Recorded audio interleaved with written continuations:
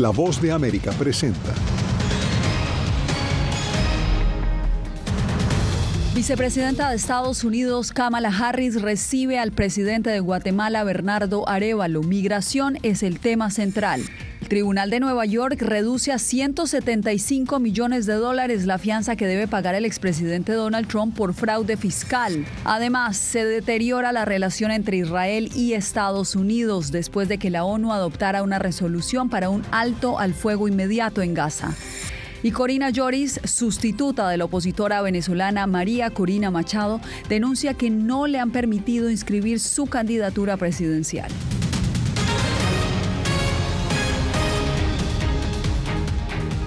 Bienvenidos al Mundo al Día. Les saluda Yasmín López desde Washington. Empezamos con la vicepresidenta de Estados Unidos, Kamala Harris, quien hoy recibió en la Casa Blanca al presidente de Guatemala, Bernardo Arévalo, en su primera visita oficial a Washington. La inmigración fue uno de los temas principales del encuentro. Paula Díaz nos acompaña desde la Casa Blanca. Paula, ¿hubo algún desarrollo en el tema migratorio? Yasmín, el presidente Joe Biden designó a la vicepresidenta Kamala Harris para trabajar con Centroamérica en estrategias que frenen la salida de personas. Y en ese contexto, la vicepresidenta Harris anunció que la unión sociedad privada y pública ha generado $5.200 millones en compromisos con el sector privado. La vicepresidenta de Estados Unidos, Kamala Harris, recibió este lunes en la Casa Blanca al presidente de Guatemala, Bernardo Arévalo, en la primera visita oficial a Washington desde que tomó posesión. Harris destacó los logros alcanzados por el programa Centroamérica Adelante. Nosotros hemos establecido Centroamérica Adelante, una innovadora asociación entre el sector público y privado que durante los 3 años pasados se ha conformado por presidentes de compañías y filántropos de todo el mundo. Me complace anunciar que hoy esta sociedad ha generado más de $5.200 millones en compromisos del sector privado. Estas inversiones han creado más de 70.000 nuevos empleos en toda la región, formación profesional a más de 1 millón de personas, incorporó a más de 2.5 millones de personas a la economía financiera formal y conecta a más de 4.5 millones de personas a Internet, según la Casa Blanca. Esto incluye el compromiso de la empresa tecnológica Meta para capacitar a jóvenes y propietarios de pequeñas empresas en El Salvador, Guatemala y Honduras. Este trabajo está mejorando vidas en la región y está dedicado a los factores que llevan a la gente a migrar a Estados Unidos. El presidente de Guatemala, Bernardo Arévalo, agradeció este esfuerzo y el apoyo de Estados Unidos al proceso democrático de Guatemala. En nombre de todos los guatemaltecos expreso mi profundo aprecio por el apoyo que Estados Unidos le dio a nuestro país durante el difícil proceso electoral y transición presidencial. En su visita de 3 días a Washington, el presidente Arévalo se reunirá con el secretario general de la Organización de los Estados Americanos y asistirá a una reunión protocolar ante el Consejo Permanente de esa entidad. Bueno, y el tema migratorio fue uno de los más importantes de la agenda. Y es que en lo que va del año fiscal, que empezó en octubre a febrero, la patrulla fronteriza reporta que 129.000 guatemaltecos han sido detenidos en la frontera. Gracias, Paula, por el reporte y cambiamos de tema. Nos vamos para Nueva York, donde el expresidente Donald Trump afrontó este lunes 2 de los principales retos judiciales que enfrenta en las cortes de esa ciudad. Hoy se cumple la fecha límite para pagar la millonaria fianza que le ordenó un juez en el caso de fraude fiscal. Gilbert Vega, en directo desde Manhattan con el desarrollo de estos 2 casos. Gilbert, gracias por acompañarnos. Adelante con la información.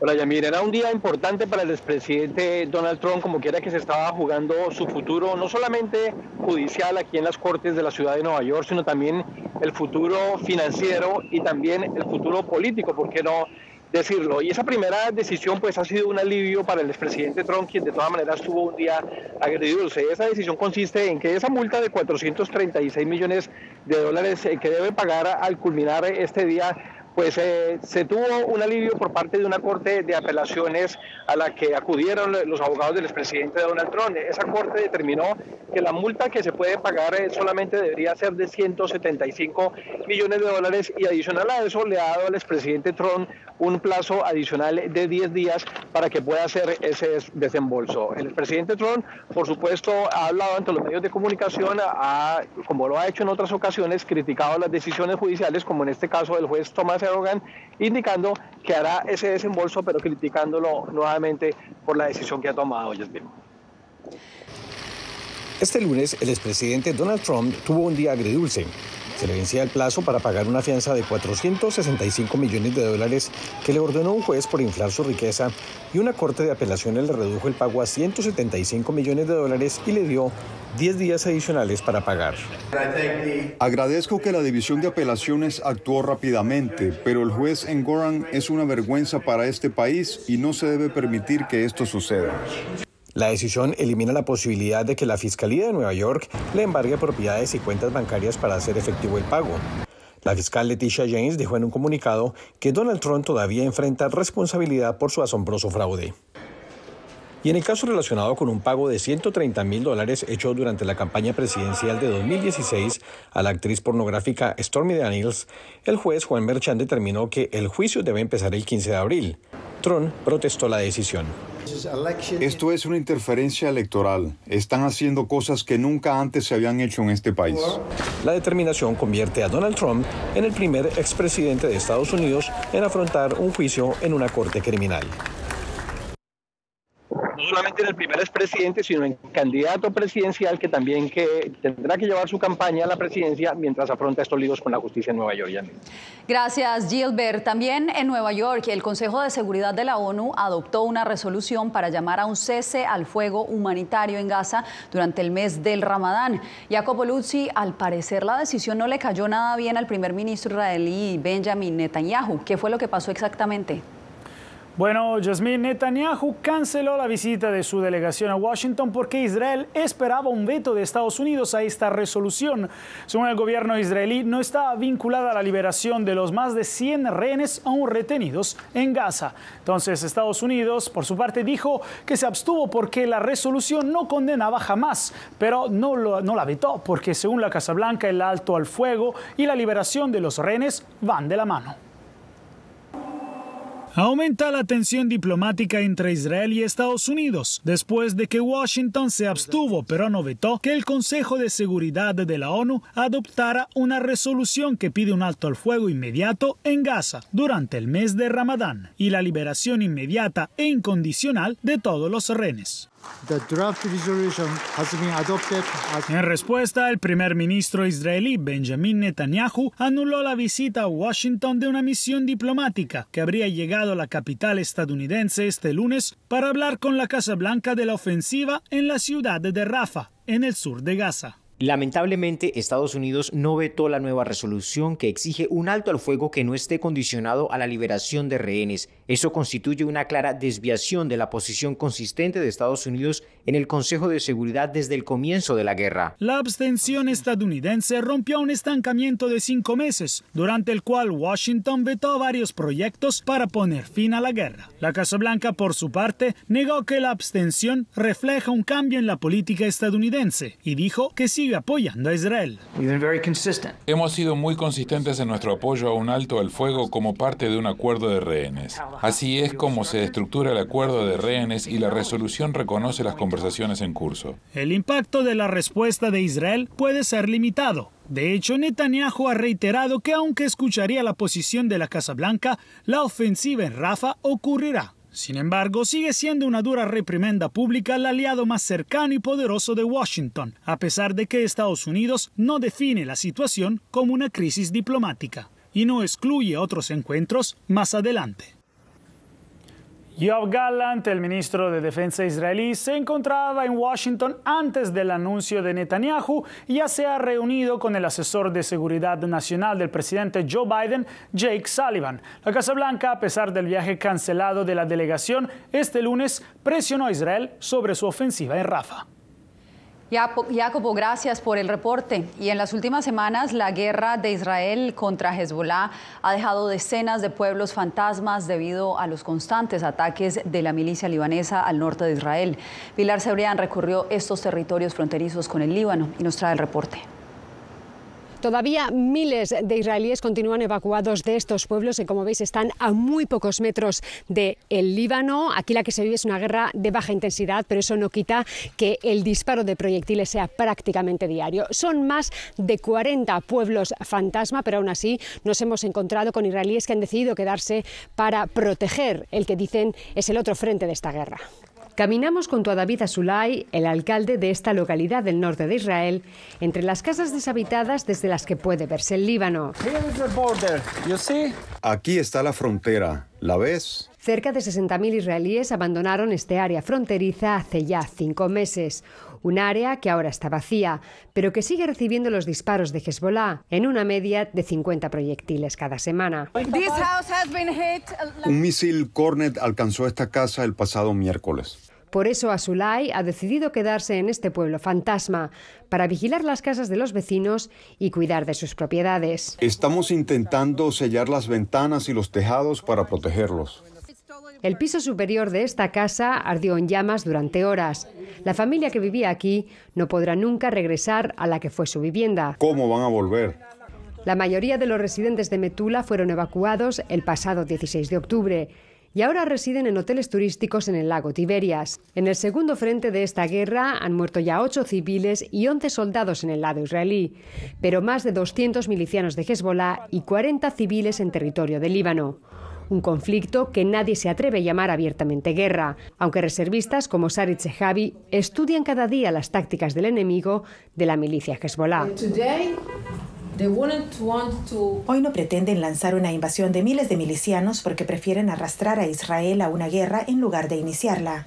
Pero aún así son capaces de hacer infiltraciones de unas fuerzas aquí, otras allí. Además, afirma que la frontera en Líbano está plagada de túneles. Toda la infraestructura y túneles que ves en Gaza existe de la misma manera e incluso más en Líbano.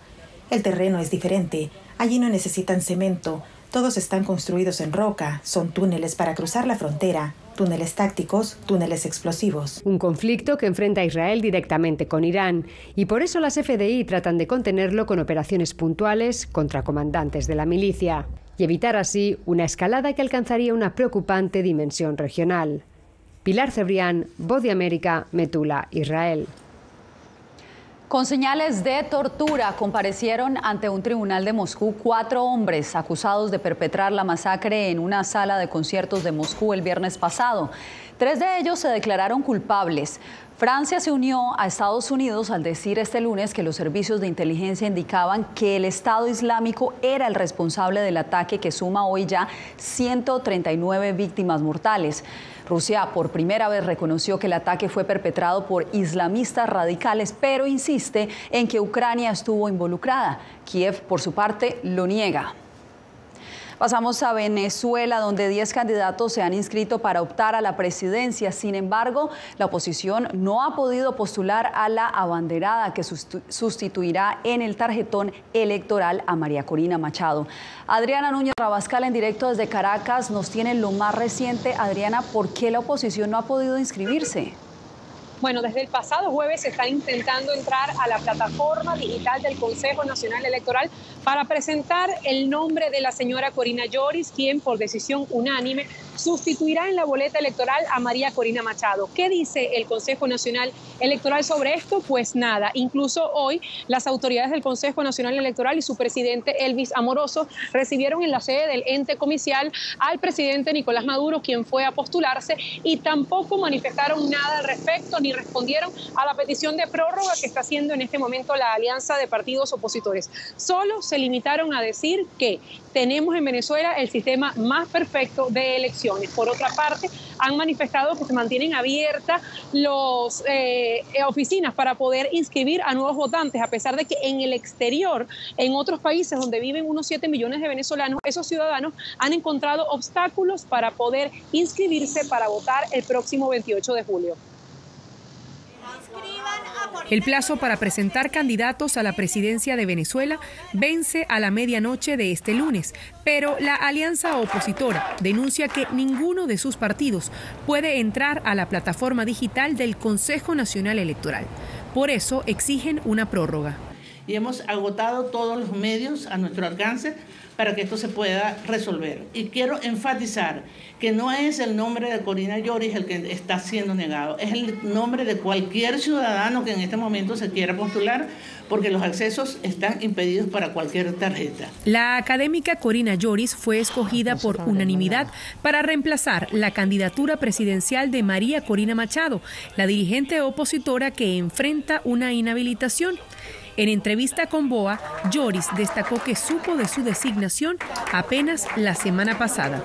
Yo acepté sin poner ningún tipo de condiciones y bueno, estoy ahora en el medio en el cráter del volcán.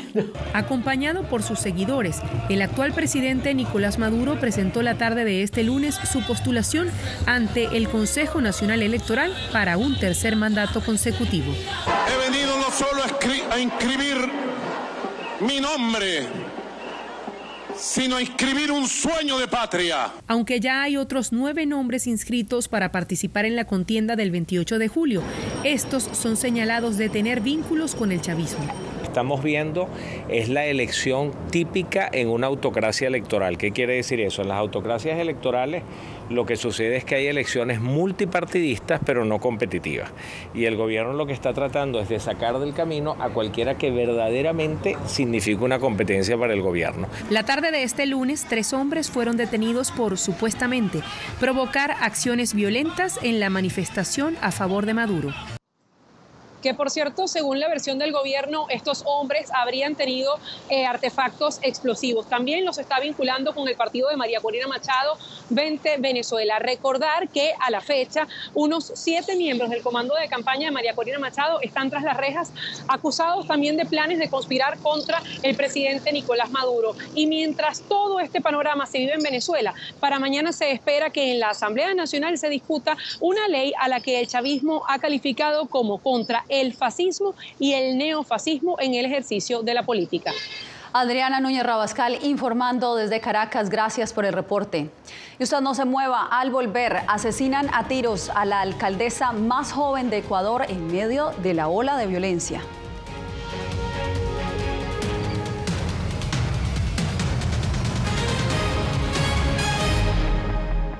Soy Gonzalo Abarca, presentador de La Voz de América. Cada semana, desde nuestro programa Foro, programa de análisis y debate, vamos más allá de la noticia, con los temas de interés que ocurren en Estados Unidos e impactan en toda la región. Desde La Voz de América, tengo el privilegio de moderar debates y confrontar ideas diferentes. Así nuestra audiencia se puede formar su libre opinión y tomar sus decisiones bien informadas. Porque en La Voz de América, la prensa libre importa.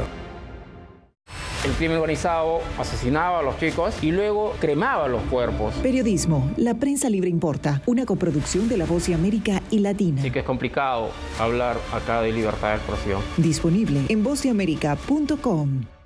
Soy Diva Lizeth Cash, periodista y presentadora de La Voz de América. Ir más allá de la noticia, escuchar las voces de las minorías y de las comunidades más vulnerables para informar sobre sus necesidades y logros es mi pasión. Económicas se ven obligadas. Desde Washington, visibilizar la diversidad étnica de Estados Unidos y de la comunidad hispana es parte de una pasión que compartimos en La Voz de América, donde la prensa libre importa. Que empiecen a callar a periodistas, que empiecen a callar medios. Periodismo, la prensa libre importa. Una producción especial de La Voz de América. Porque al final lo que está en juego no solo medios de comunicación, sino la democracia de un país. Disponible en vozdeamerica.com.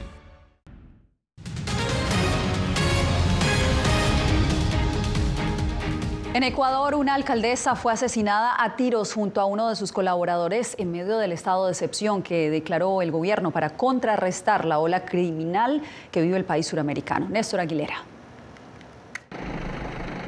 A 24 horas de que se hiciera oficial el hallazgo, el cuerpo de Brigitte García, alcaldesa de San Vicente, y su jefe de prensa, Jairo Lor, en la provincia de Manabí, las investigaciones se desarrollan en medio de un silencio casi absoluto. El presidente Daniel Noboa se refirió al caso. El asesinato de la alcaldesa de San Vicente y su directora de comunicación también nos recuerdan que esta lucha no ha terminado, tan solo ha comenzado. Y también nos da una alerta y una clara información de que existe también narcoterrorismo dentro de instituciones públicas y existe narcoterrorismo en funcionarios públicos. El embajador de Estados Unidos, Michael Fitzpatrick, expresó las condolencias a las familias. Rechazamos plenamente este ataque contra la democracia ecuatoriana. La alcaldesa asesinada, quien era la más joven de este país con 27 años de edad, pertenecía al movimiento Revolución Ciudadana, encabezado por el expresidente Rafael Correa. Sofía Espín, asambleísta de esa tolda política, pidió al gobierno que se investigue con celeridad el caso. Que asesinaron a una alcaldesa y todo el Estado debería estar investigando qué ha pasado. Pero además nos demuestra que la vida humana en el Ecuador ya no tiene valor. García se suma a otros políticos que han perdido la vida en pocos meses. En la misma provincia de Manabí, un candidato a la alcaldía de Puerto López y el alcalde de Manta.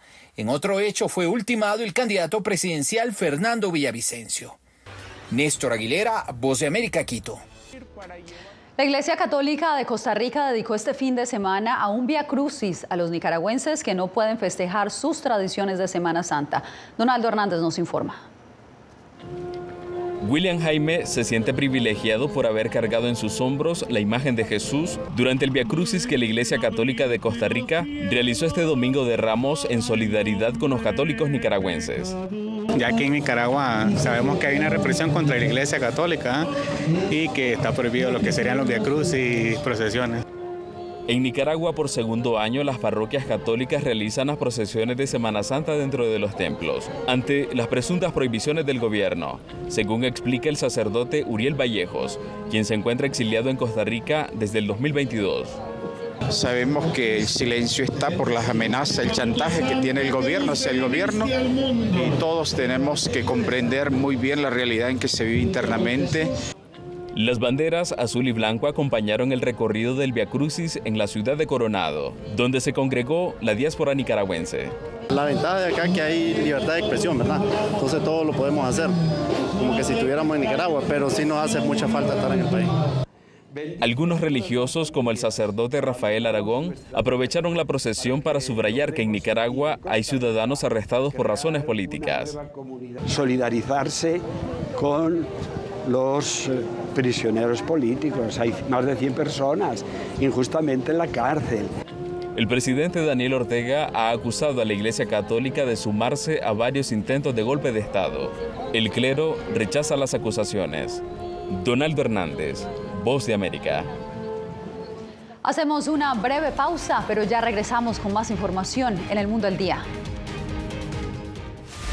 Los asesinatos abiertos contra periodistas. Periodismo, la prensa libre importa. Una producción especial de La Voz de América. La situación de los periodistas en Bolivia cada vez es más peligrosa. Disponible en vozdeamerica.com.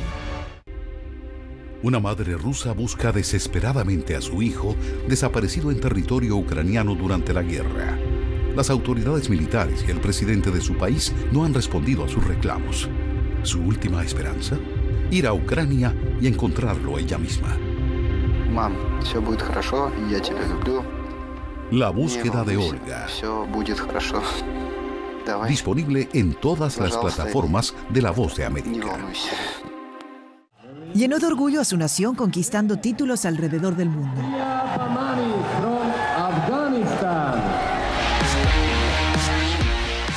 Sin embargo, como mujer que desafía las expectativas de género en Afganistán, su vida, triunfos y carrera están ahora en grave peligro. Rompiendo un tabú. Ahora, en todas las plataformas de La Voz de América. Actualidad. Que la inteligencia artificial va a estar presente en nuestro día a día. Intentan sacarse de encima a trabajadores. Análisis. El cambio climático está teniendo muchísimos impactos que afecta siempre a los más vulnerables. La región necesita ayuda. Debate. Proteger a las escuelas con armamentos. Es una total ridiculez, es algo inverosímil. Con la información más allá de los titulares. Todas las semanas por La Voz de América. Desde Washington, le saluda Gonzalo Abarca.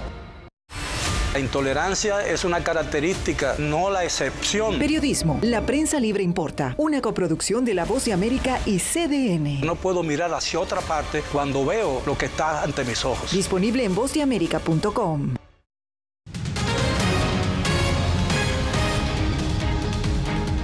El icónico Miami Seaquarium será desalojado. Las autoridades decidieron no renovar el arrendamiento tras intensas denuncias de maltrato animal. José Pernalete con los pormenores.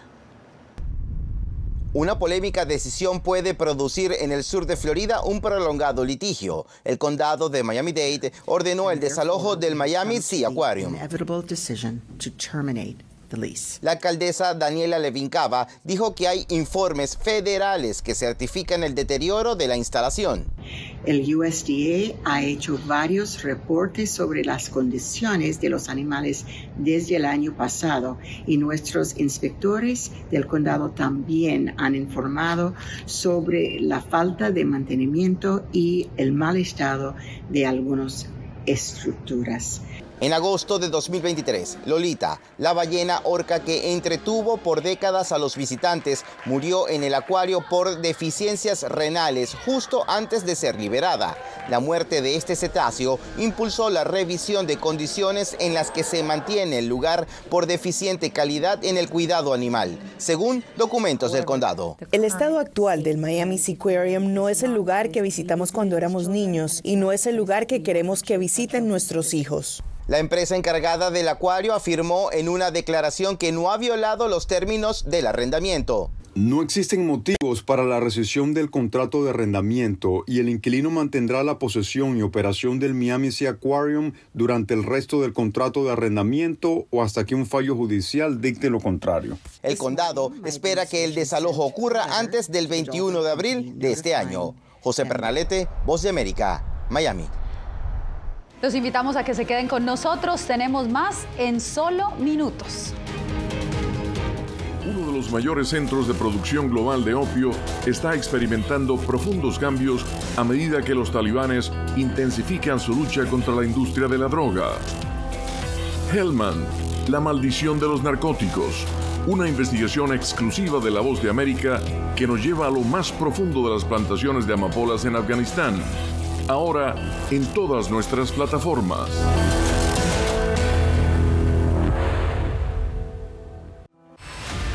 Decir que son fauna.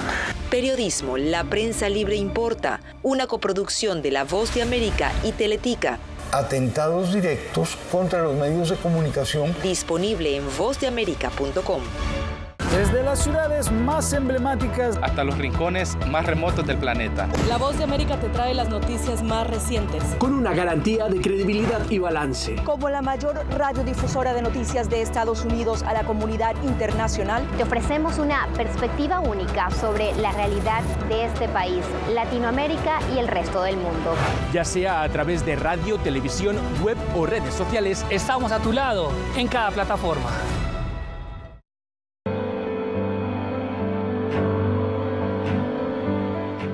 Motivado por la defensa de la libertad y la democracia en el mundo, este estadounidense dejó todo y se marchó a Ucrania para hacer un trabajo humanitario arriesgando su vida, transportando suministros, alimentos y medicinas a los territorios del este de Ucrania, bajo asedio.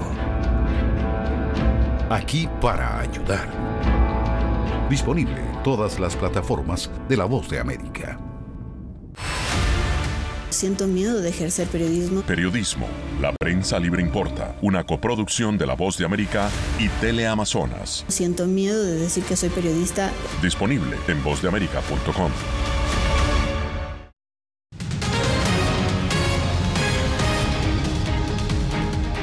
Regresamos para terminar esta emisión en París, donde luego de 13 años de pausa, cientos de mesoneros volvieron a salir a las calles con bandeja en mano.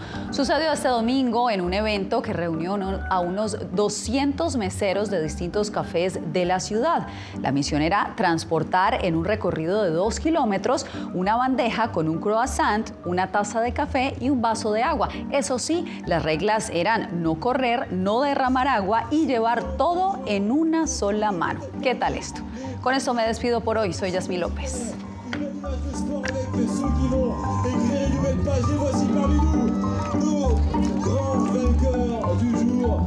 Le vainqueur provisoire, bien sûr, les voici, mesdames, messieurs, le public.